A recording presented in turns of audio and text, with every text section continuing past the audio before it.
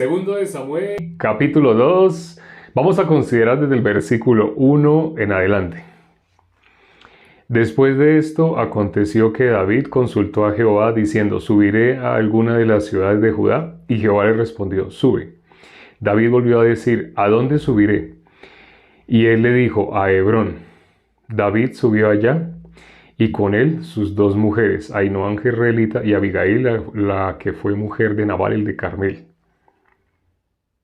Llevó también David consigo a los hombres que con él habían estado, cada uno con su familia, los cuales moraron en las ciudades de Hebrón.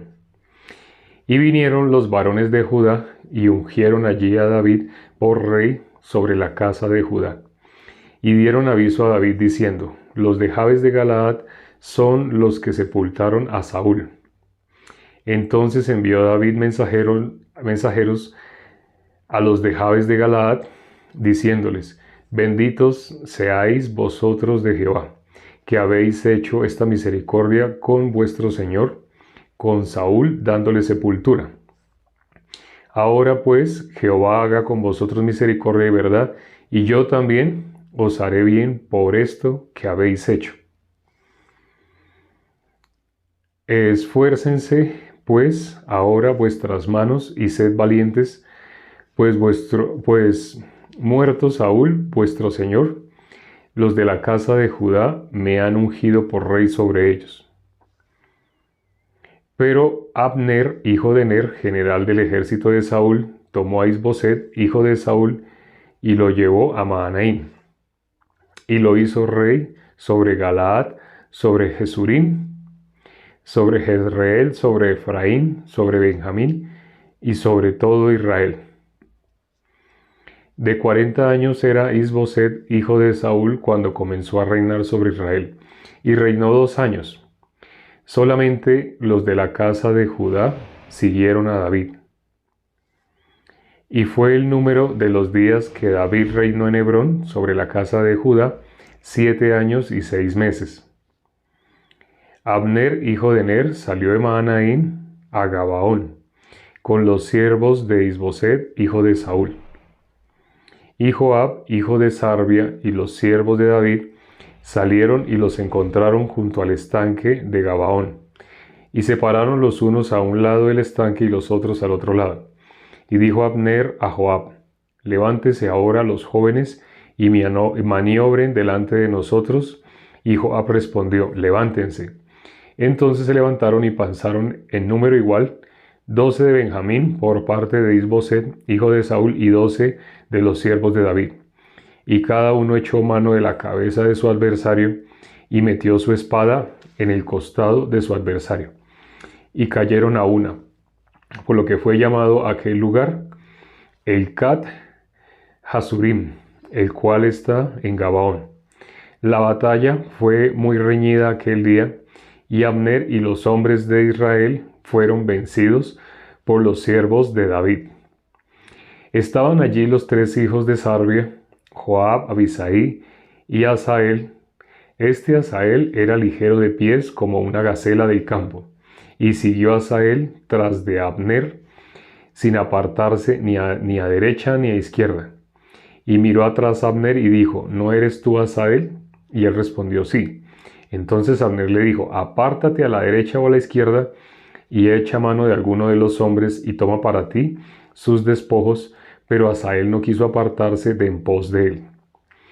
Y Abner volvió a decir a Asael: apártate de en pos de mí, ¿por qué he de herirte hasta derribarte? ¿Cómo levantaría yo entonces mi rostro delante de Joab tu hermano? Y no queriendo él irse, lo hirió Abner con el reguetón de la lanza por la 5ª costilla, y le salió la lanza por la espalda, y cayó allí y murió en aquel mismo sitio. Y todos los que venían por aquel lugar donde Asael había caído y estaba muerto, se detenían, mas Joab y Abisai siguieron a Abner. Y se puso el sol cuando llegaron al collado de Ama, que está delante de Guía, junto al camino del desierto de Gabaón. Y se juntaron los hijos de Benjamín en pos de Abner, formando un solo ejército, e hicieron alto en la cumbre del collado. Y Abner dio voces a Joab diciendo: ¿Consumirá la espada perpetuamente? ¿No sabes tú que el final será amargura? ¿Hasta cuándo no dirás al pueblo que se vuelva de perseguir a sus hermanos? Y Joab respondió: vive Dios, que si no hubieses hablado, el pueblo hubiera dejado de seguir a sus hermanos desde esta mañana. Entonces Joab tocó el cuerno y todo el pueblo se detuvo, y no persiguió más a los de Israel ni peleó más. Y Abner y los suyos caminaron por el Arabá toda aquella noche. Y pasando el Jordán, cruzaron por todo Bitrón y llegaron a Mahanaim. Joab también volvió de perseguir a Abner, y juntando a todo el pueblo, faltaron de los siervos de David 19 hombres y Asael. Mas los siervos de David hirieron a los de Benjamín, y de los de Abner a 360 hombres, los cuales murieron. Tomaron luego a Asael y lo sepultaron en el sepulcro de su padre en Belén. Y caminaron toda aquella noche Joab y sus hombres, y les amaneció en Hebrón. Leímos todo el capítulo 2 del segundo libro de Samuel. Acá vemos el enfrentamiento entre dos generales. Joab tenía a su hermanito Asael, pero él persiguió y persiguió y persiguió a Abner, hasta que Abner le dio muerte, ¿no? Con el reguetón de la lanza lo devolvió y lo atravesó, le salió por la espalda. Cuando miramos la fuerza que se necesita para hacer eso, es muy salvaje, ¿no? Abner era una persona muy, muy fuerte. Había división, solamente los de Judá seguían a David. El resto se quedó con Isboset. Y fue nombrado así rey precisamente por Abner. Joab era del ejército de David y Abner estaba con Isboset. ¿Por qué sucedió esta guerra entre el pueblo de Israel? Solamente una tribu estaba con David, las otras tribus no. Estaban divididos y por estar divididos estaban haciendo guerra unos contra los otros. Se estaba armando una destrucción interna, una destrucción dentro de ellos mismos.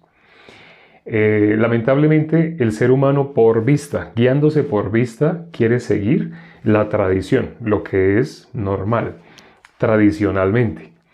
Pero sabemos que Dios había ungido a David para que fuera rey. Lamentablemente pasaron 7 años y David únicamente estaba como rey sobre Judá. Pero y el resto de Israel todavía estaban separados, estaban divididos. Hay un dicho popular, creo que es de todos los países, pero me corrigen si no es de todos los países. Hay un dicho popular que es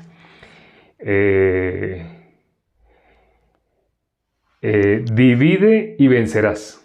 ¿Sí conocen ese dicho popular? Ese refrán popular que dice divide y vencerás, ese refrán, ¿de dónde sale? ¿Quién fue el autor de esa frase que las personas conocen? Las personas saben, así ese dicho se cumple, ¿no? Divide y vencerás. ¿Quiere ganar? Divide y vencerás. ¿Quién aplicó esa estrategia? La aplicó Abner. Abner se robaba el corazón de todo el pueblo de Israel, cuando ya todo el pueblo de Israel estaba siguiendo a David. David fue rey sobre todo Israel. Hoy no lo vimos, hoy vimos una división que había. ¿Y por qué eso de divide y vencerás? ¿Quién fue el que iba a herir al pastor y las ovejas iban a ser dispersadas? Esto está siendo dicho sobre lo que iba a ser la simiente de la serpiente. Iba a herir al pastor, las ovejas iban a ser dispersadas. Es decir, esta estrategia, ¿de dónde viene? Esta estrategia viene tristemente de Satanás. Las personas, teniendo este conocimiento por la ciencia del bien y del mal, saben que si quieren desintegrar algo, solamente tienen que dividir. Generan división interna e inevitablemente se va a acabar. Por eso, divide y vencerás. Incluso el ser humano, en sus actividades, en su trabajo, en todo lo que hace, aplica esta sabiduría animal, terrenal, diabólica. Es decir, esto funciona para la carne. En la carne funciona. Divide y vencerás. Las personas aplican la técnica de, si tú quieres solucionar un problema muy grande, fracciónalo en partes, divídelo. Cuando tú lo divides, empiezas a solucionar esta parte, luego esta, luego has solucionado todo. Esto a nivel de las obras de los hombres, wow, es como el logro más grande humano. No alcanza a ser 666, ese es como un 6, sí, porque es uno de los logros más grandes humanos. ¿Quién aplicó esta técnica? Absalón. Absalón, él cuando empezó a robar el corazón de todo el pueblo de Israel, él ganó el corazón de las personas, empezó a dar como una especie de consejería para ayudar aparentemente a su papá. Aparentemente estaba ayudando a su papá porque su papá tenía muchas actividades. El rey David, su papá era el rey David, el rey de Absalón. Pero Absalón entonces hablaba con las personas y les decía, ¿quién me diera a mí que yo fuera rey? Porque yo sí los escucharía, yo sí atendería, yo sí haría. Precisamente sucedió algo con una persona que estaba hablando de otras personas, pero hablaba cuando habían varias personas. Cuando habían varias personas, hacía escarnio, hacía burla. Y alguien manifestó un enojo fuerte con esta persona. Dijo, ¿por qué esta persona, cuando hay varias personas, hace escarnio, hace burla? Entonces se propuso este ejercicio. Eso que está haciendo es la técnica de Absalón. Haga esto. Esa persona no va a hacer escarnio y hacer burla si están solamente ustedes dos. Pero cuando esa persona está rodeada por otras personas, que ya se ha ganado el corazón de esas personas, entonces con esas personas, ahí sí va a hacer escarnio, va a hacer burla de usted. Pero ¿cuándo no va a hacer burla? Cuando usted vea a esa persona, usted va a sentir enojo, porque como ha hecho escarnio de usted, usted va a querer pasar por otro lado, pero no haga eso. Cuando usted vea a esa persona sola, acérquese, salude a esa persona. Va a ver cómo el comportamiento cambia. Y efectivamente nos atestiguó. Al acercarse a esa persona y buenos días, buenas tardes, así, esa persona se ponía roja y decía buenas tardes, así. ¿Por qué? Era una actitud que esa persona no sabía que tenía. Pero esa es una actitud natural del ser humano. Es decir, ganar lo que hizo Absalón. Ganar el corazón de las demás personas para generar división. Entonces, si quiere enemistarse con alguien, lo que hace es precisamente ganarse el corazón de varias personas, hablando mal de alguien en especial. Y cuando esa persona viene, ahí dice, a grandes voces dice eso, porque se siente respaldado, se siente como en su reino, así lleno de sus súbditos. Entonces hace escarnio. Pero cuando encontró solo a esa persona, esa persona no le devolvió mal por mal, que es lo que naturalmente hace el ser humano. Por eso fue que se sonrojó. Ascuas amontona sobre su cabeza, dice la palabra. De esa manera, ascuas amontona sobre su cabeza. Si una persona no devuelve mal por mal, eso es lo natural del ser humano. Es decir, escarnio por escarnio, burla por burla, la ley, le aplica la ley. Pero si a mal le devuelve bien, es decir, saluda, ojalá le lleva dulcecitos, ¿quiere? Compré chocolatinas, ¿le gustaría? Esa persona el día anterior estaba haciendo burla, estaba haciendo escarnio. Pero si llega otra persona, la otra persona a la que le está haciendo escarnio, y le devuelve bien por mal, esa persona se va a sonrojar. Inevitablemente va a sentir algo está mal, algo no funciona dentro de la naturalidad del ser humano. Lo ideal es que me odie, pero ¿por qué no me odia? Sí. Hoy precisamente alguien me estaba diciendo que hiciéramos algo así, porque hay alguien que está atacando a la iglesia, está ofendiendo, está agrediendo. Entonces me dijeron, ¿por qué no hacemos que esos videos que está haciendo atacando a la iglesia, ¿por qué no denunciamos que está haciendo agresivamente, que está mandando mensajes de odio? Pero curiosamente, a esa persona que está agrediendo, atacando a la iglesia, está persiguiendo, eso no es dolor para nosotros. Alguien precisamente publicó ayer en el grupo de WhatsApp publicó una frase que dijo Spurgeon. Entonces, ¿en qué momento, qué es normal para el justo? Recibir persecución. ¿Eso es problema? No. Para un justo, recibir persecución significa está anunciando el evangelio. Si no estuviera anunciando el Evangelio, Satanás no se levanta contra los justos. Pero si los justos experimentan persecución es porque se está haciendo el trabajo, se está anunciando el Evangelio, se está haciendo la tarea que nos dejó nuestro Señor Jesucristo. Pero entonces, con este consejo de, hagamos que se tiren esos videos, le dije a esa persona que me dijo así, si hacemos así, estamos haciendo lo que naturalmente haría el ser humano. El ser humano quiere devolver mal por mal. Eso lo quiere hacer nuestra carne. Pero una persona que es guiada por el Espíritu sabe, la persecución es buena. La persecución es un indicador, estamos bien. ¿Sí? En este caso, el capítulo que leímos hoy, ¿a quién se estaba persiguiendo? Todo el pueblo de Israel estaba en contra de David. David solamente tenía una tribu y el resto estaba en contra. Hoy vimos cómo Asael se le fue detrás a Abner y le dijo, vete, aléjate, no quiero herirte, no quiero... Pero él insistía, hasta que Abner, inevitablemente, lo que le había advertido, le hizo.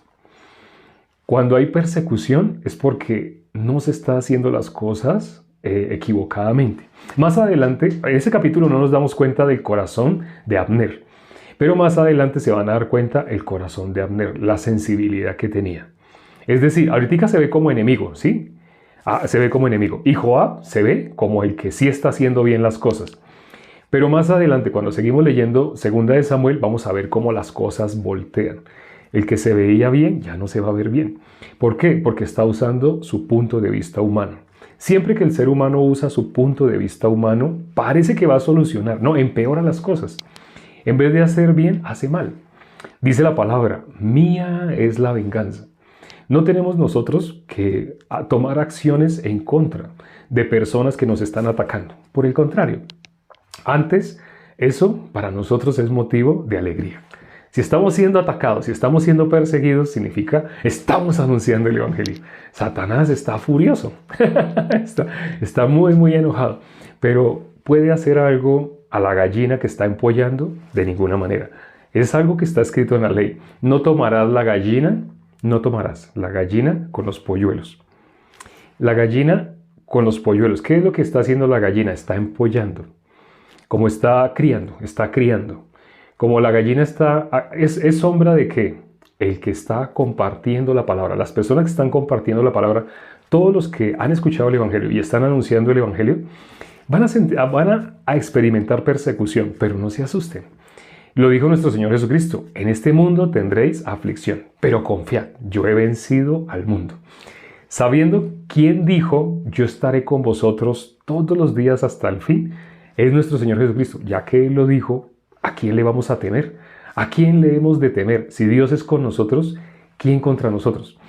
¿De qué persona sale el atacar como medio de solucionar algún problema?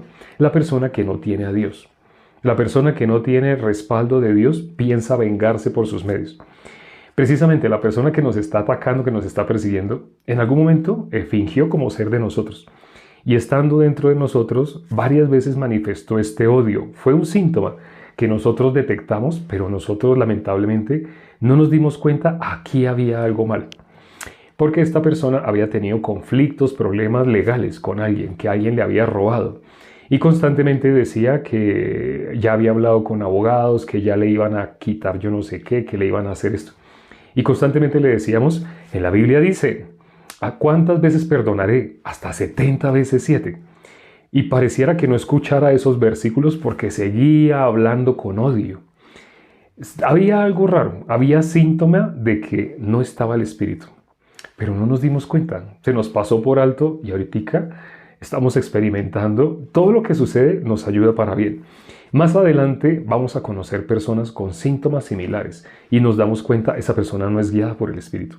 No es sensible a la palabra. Al recibir la palabra, la Biblia dice, exhortaos unos a otros. ¿Por qué dice exhortaos unos a otros? Porque nosotros tenemos este cuerpo. Y por tener este cuerpo de carne, vamos a querer tomar acciones en la carne. Pero los hermanos, quienes están alrededor de nosotros, se dan cuenta y nos van a exhortar. Para eso es la iglesia. Exhortaos unos a otros. Pero cuando una persona no puede recibir exhortación, hay algo que toca tener cuidado. tiene uno que darse cuenta, esa persona todavía no ha recibido la salvación. Así repita, porque tenemos todo en WhatsApp, quedó grabado. Tenemos grabado todo lo que parece que sí era de nosotros. Parece, pero no era de nosotros. Salieron de nosotros porque no eran de nosotros. Bien han colocado ese versículo en WhatsApp. Aquí, en el caso de David, hoy en el capítulo 2 del segundo libro de Samuel, estamos viendo también una enemistad. ¿Quién es el que está causando separación? ¿Quién es el que divide? Divide y vencerás. La técnica que aplicamos nosotros humanamente, los seres humanos, cuando no tenemos confianza en Dios. Si confiamos en nosotros mismos, pues nosotros mismos tenemos que solucionar. Si nosotros mismos no somos los que estamos solucionando, ¿quién va a solucionar por nosotros? Dios. No sé si vieron de pronto la predicación del día de ayer, la predicación de la tarde, las dos predicaciones, pero sucedió algo especial en la predicación de la tarde. Pudimos ver el trabajo de Dios cuando la persona avanza por fe. El siervo de Dios que estaba compartiendo ayer, él nos estaba contando su testimonio, cómo él avanzó por fe.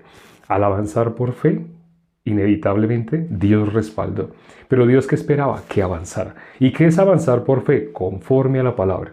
Si la palabra dada por el siervo de Dios, la palabra en la misma Biblia, si nosotros vemos, ha sido lanzada la palabra y entra al corazón de nosotros solamente con caminar, Dios, ¿qué espera ver en nosotros? Hace como una semana más, tal vez, compartimos qué es lo que Dios espera ver en nosotros. Dios espera ver en nuestro corazón la palabra de Él.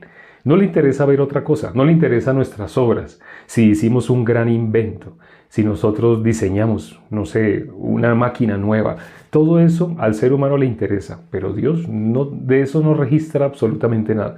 ¿Qué aparece registrado en la palabra? Cuando hay fe. En este capítulo estamos viendo guerra. ¿Pero por qué estamos viendo guerra entre los mismos hermanos? Y aquí lo dice, ellos mismos lo dijeron, entre los hermanos se están destruyendo. ¿Por qué? No había fe. Si no hay fe, ¿qué es lo que sucede? Inevitablemente lo que dice Juan capítulo 10, versículo 10. Vamos a mirar ese versículo. Juan capítulo 10, versículo 10. Juan capítulo 10, versículo 10. Aparecen dos cosas opuestas. Juan capítulo 10, versículo 10 dice: el ladrón no viene sino para hurtar, matar y destruir. Yo he venido para que tengan vida y para que la tengan en abundancia. Nuestro Señor Jesucristo, Él es el camino, la verdad y la vida. ¿Él para qué ha venido? Para que tengamos vida. ¿Y para que la tengamos como? ¿Así apretadita? No, para que tengamos vida en abundancia. ¿Qué dice Proverbios 11:30? El fruto del justo es árbol de vida, y el que gana almas es sabio. ¿Cuál es ese fruto? El fruto del justo. El fruto del justo. Muchas personas conocen esa frase que dice, por su fruto los conoceréis. Pero se imaginan otra cosa.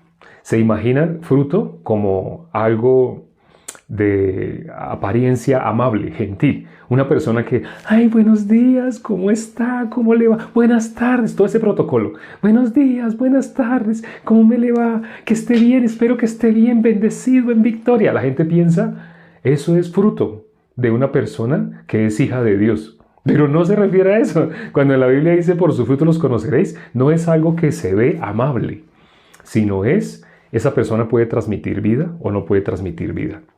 ¿Quién puede transmitir vida? El fruto del justo es árbol de vida. Hay una película, nosotros hemos visto, ¿no? La de Narnia. La escribió C.S. Lewis. Ya hemos hablado de él. Él es justo. Él fue justo. Él ya murió. Él fue justo. Y él estando encarcelado en una sociedad donde no podía manifestar abiertamente el evangelio, él lo plasmó en literatura, en esos libros de las crónicas de Narnia. Muchas personas cuando han visto las crónicas de Narnia piensan, no sé, pero me acordé cuando nuestro Señor Jesucristo, así, la obra redentora. Eso que hizo C.S. Lewis, eso que salió de él, era inevitable. Muchas personas a través de esa aparente literatura, que ahorita se volvió película, y bueno, que lamentablemente le metieron cosas hollywoodescas y alteraron muchas cosas, como casi todo. Cuando entra el dinero ya se tira casi todo. Pero antes de eso, cuando ustedes leen, ustedes se dan cuenta, ustedes ven la esperanza en el Salvador. en alguien que puede salvar. Cuando aparece el que quiere hurtar, matar y destruir, hay esperanza. Sí, existe la oscuridad. Es necesario. Los diamantes no se ven relucientes a menos que sea oscuro. Las cosas que son brillantes no se ven brillantes a menos que haya oscuridad. Por ejemplo, en este caso tengo una chaqueta negra y tengo unas cositas que son brillantes. Si esta chaqueta fuera blanca, estas cositas brillantes no se verían, pero estas cositas brillantes se ven porque la chaqueta es oscura. Igual pasa con las estrellas. Sí. Las estrellas resplandecen ¿en dónde? En la oscuridad. Hay un versículo que dice que Dios habita en las tinieblas. Y bueno, también hay personas que han dicho, uy, no, eso es en el Antiguo Testamento. Les he mostrado lo mismo en el Nuevo Testamento. Para las personas que dicen, no, eso es en el Antiguo Testamento, quiere decir, ese no era Dios, porque están aplicando la ciencia al bien y al mal. Cuando miramos el Nuevo Testamento, nuestro Señor Jesucristo es la luz. Pero la luz, ¿dónde resplandece? Lo dice la palabra, la luz resplandece en las tinieblas. ¿Dónde se puede ver el trabajo de la luz? Donde hay tinieblas. En el principio, la tierra estaba desordenada, vacía, en tinieblas. Nosotros somos hechos del polvo de la tierra. Se está refiriendo al ser humano. En el principio, desde nacimiento, nosotros estábamos desordenados, vacíos, en tinieblas, desocupados. Éramos desocupados. Leímos Mateo capítulo 20, cuando fueron llamados para trabajar, fueron llamados para ir a trabajar. Entonces fueron llamados recién empezando el día, luego fueron llamados a la hora novena, así, a la hora sexta, a la hora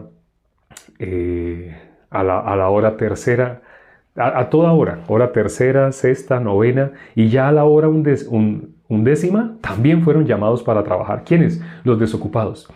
En el principio la tierra estaba desordenada, vacía, en tinieblas. Ese vacío, ese desocupe es el ser humano en modo natural.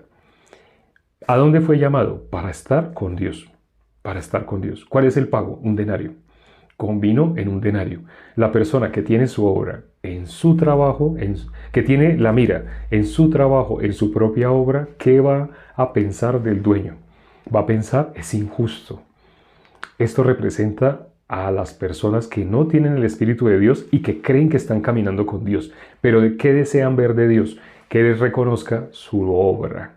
Pero en cambio, la persona que tiene agradecimiento, si llegó temprano, gracias a Dios, ha gozado más de estar con el dueño. El corazón de esa persona no está en su obra, sino está en el corazón del dueño. La persona que está gozosa, la persona que tiene el Espíritu, esa persona no va a hacer reclamo. Ay, ¿por qué a tales les pagó lo mismo que me pagó a mí? No es justo.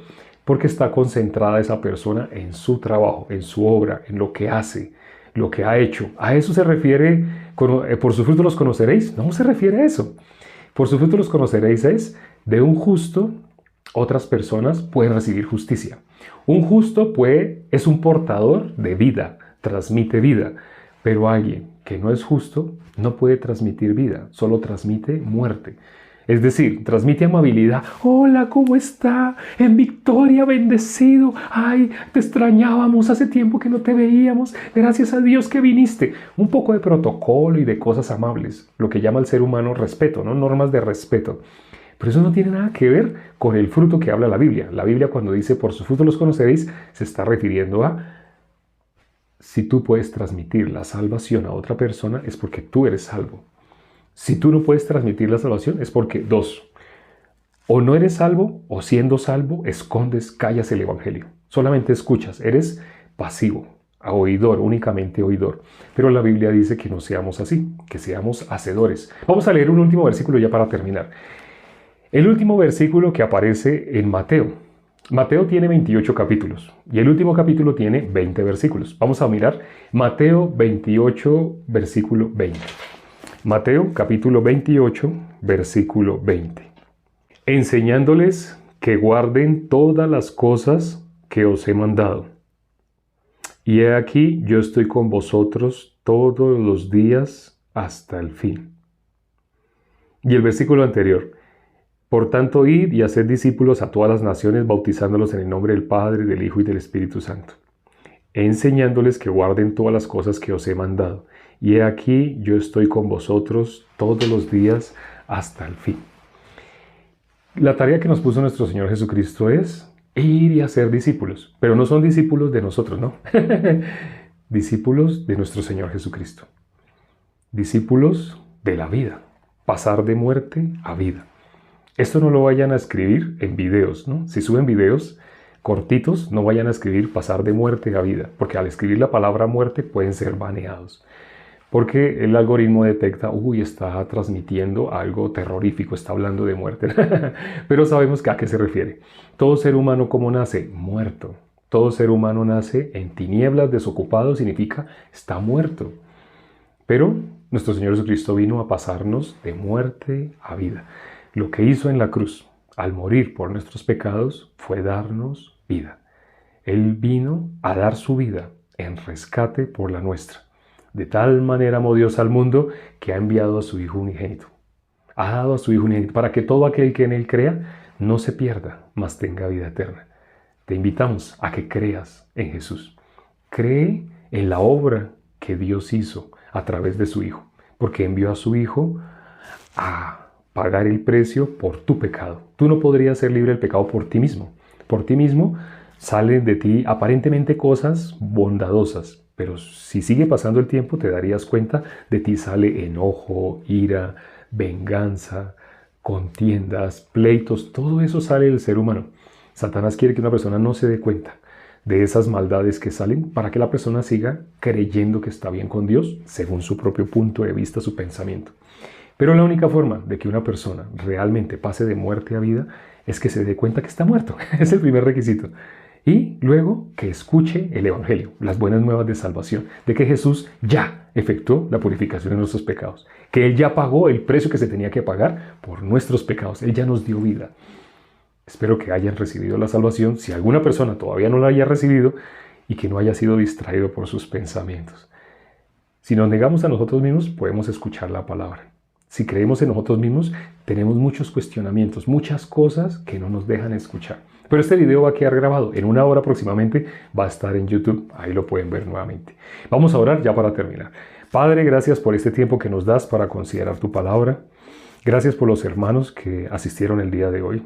Y si hubo algún invitado, si hay personas que han estado escuchando, tal vez meses, tal vez semanas, pero aún no han recibido la salvación, te pedimos que tu palabra dice, el fruto del justo es árbol de vida. Te pedimos que permitas que estas personas tomen de ese árbol de vida para que puedan vivir para siempre.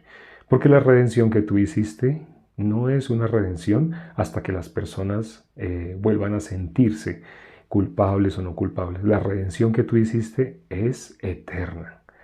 Esa eterna redención es la que nos has dado, la que nos ha permitido pasar de muerte a vida, una vez y para siempre. Te pedimos por las personas que aún todavía en sus corazones tienen como una teoría, pero no han recibido, para que sean llenos de tu Espíritu, para que reciban la salvación. Te lo hemos pedido y hemos orado en el nombre de nuestro Señor Jesucristo. Amén.